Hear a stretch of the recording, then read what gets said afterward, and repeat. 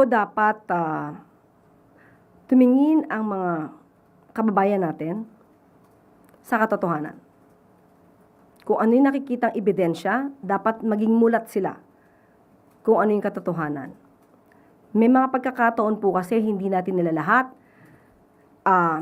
Maraming maaayos na survey firms, pero may mga survey firms na baka nagagamit sa pamumulitika, nagkakaroon ng mind conditioning para iangat yung kanilang mga parokyano. So, mas maganda po tumingin tayo sa lahat ng ebidensya. Hindi isa sinabi ng isa, ito ang na-survey dito, kung ano yung katotohanan. Doon lang po mas magiging maayos ang pagde-decide ng bawat Pilipino. Maging mapanuri lang.